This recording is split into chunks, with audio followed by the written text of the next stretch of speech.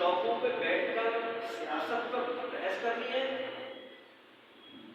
کزنوں کے ساتھ بیٹھ کر چچا پھپھا کی قیمتیں کرنی ہے، آپس میں بیٹھ کر کاروباری معاملات کو ڈسکس کرنا ہے. رمضان کی رات اس کے لیے نہیں ہے. ایک ساتھ قیمتی ہے.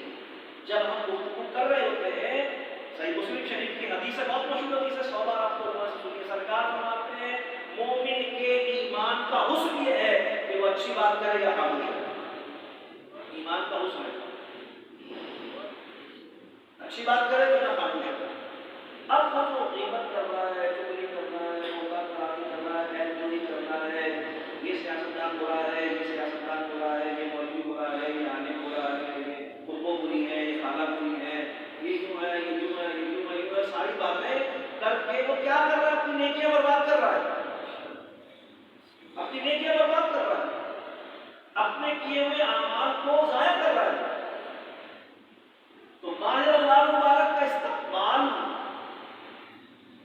ایمان کے تقاضوں میں سے، اور ماہ رمضان مبارک کے شب و روز کے لیے ہمیں اپنا شیڈول ترتیب دینا چاہیے. اور اس میں اس چیز کی گنجائش کوئی نہیں ہے کہ ہم رات بے وجہ جاگ کر بسر کریں. اللہ تعالیٰ نے قرآن کریم میں فرمایا ہے وَجَعَلْنَا اللَّيْلَ لِبَاسًا. قرآن اللہ تعالیٰ ہم نے رات بنائی ہے آرام کے لیے.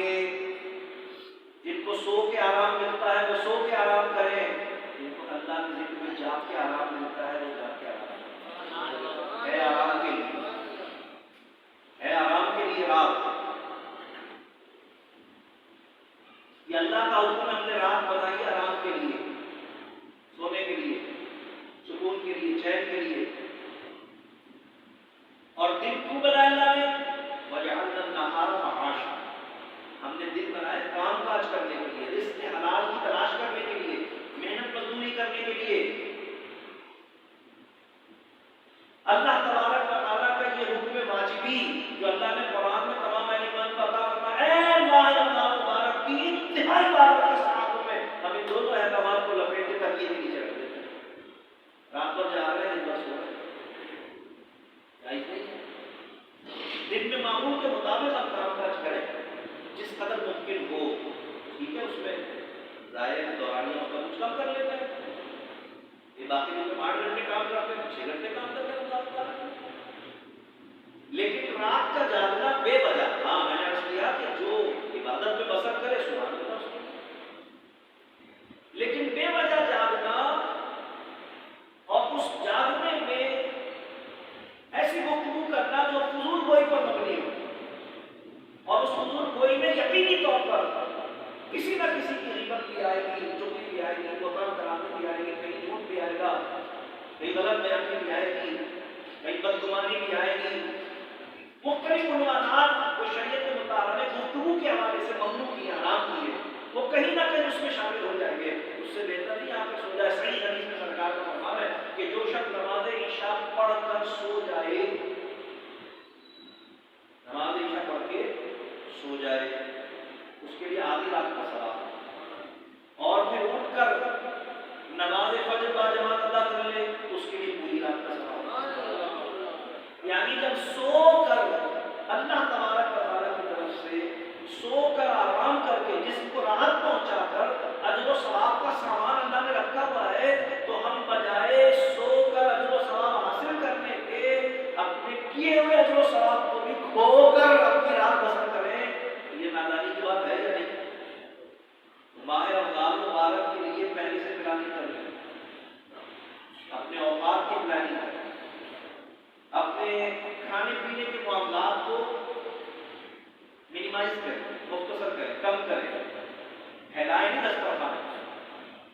ہاں یہ پھیلاؤ اگر غرباء فقراء اور مساکین کے لیے ہو تو بہت اچھی بات ہے کہ بھی عام دنوں میں آپ 10 روٹی پکاتے ہوئے گھر میں 5 آدمی ہیں، آج آپ رمضان مبارک میں آپ 12 روٹی پکا رہے ہیں، بھائی 2 روٹی کسی غریب کو خیرات نہیں کرے، کسی بھوکے کو کھانا نہیں کرے. یہ ٹھیک ہے. اسی کا نام ہے دسترخوان بڑھانا، جس کے لیے حدیث شریف میں کہا گیا ہے کہ رمضان مبارک میں جتنا مرضی دسترخوان بڑھا دو اس پر کوئی حساب و کتاب نہیں ہوگا. یہ وہ والا، یہ والا.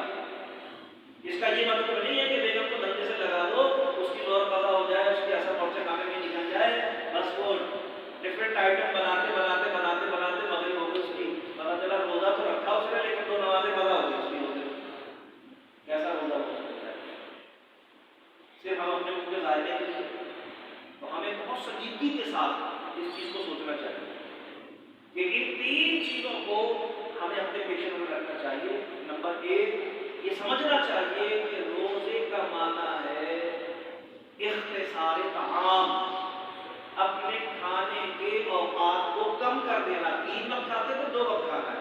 روزے کا معنی یہ ہے. ظاہری اور شرعی روزہ میں روحانیت تو جب ملے گی جب اس کے تمام تقاضوں کو پورا کیا جائے.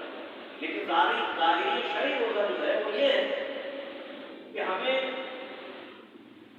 اختصار طعام کرنا ہے، اپنے کھانے کے اوقات میں کمی کرنی ہے. تو اس کو ہم یقینی بنائیں، اور یہ یقینی بنانے میں یہ بھی شامل ہے کہ کھانے میں بنانے کی جس کی ذمہ داری ہے اس کی ذمہ داریوں میں تو کمی آئے، اس کو عبادت کے لیے وقت ملے، اس کو بھی تو عبادت کے لیے وقت ملے. رات کو نیند بھی پوری ہو اس کی اور دن کو بھی عبادت کے لیے وقت ملے. یہ جب ہی ہوگا جب ہم اختصار رکھیں گے، سادہ اور قناعت پسندی کے ساتھ اپنے معاملات کو لے کر. اور باقی جو 2 معاملات میں نے عرض کیے اس میں سے ایک میں نے عرض کیا کہ دن کا سونا درست نہیں، رات کا جاگنا اس کے لیے جائز ہے جو عبادت کرے، نہیں تو بہت ہی بہترین بات یہی ہے کہ نماز تراویح پڑھ کے آپ فارغ ہوں اور آپ سو جائیں. 2 گھنٹے 3 گھنٹے 4 گھنٹے جتنا بھی سونا ممکن ہو سکے آپ سوئیں تاکہ آپ اٹھ کر تہجد کی نماز پڑھ سکیں. جب تک سحری کا وقت قائم رہتا ہے جب تک تہجد کا وقت بھی قائم رہتا ہے. صبح صادق جب شروع ہوتی ہے فجر کا وقت شروع ہو جاتا ہے، سحری بھی ختم ہو جاتی ہے، تہجد کا وقت بھی ختم ہو جاتا ہے. جب آپ سو کر اٹھیں گے تو آپ تہجد کی نماز پڑھ سکیں گے. 2 رکعت بھی اگر آپ پڑھ لیں گے تو تہجد کا ثواب مل جائے گا.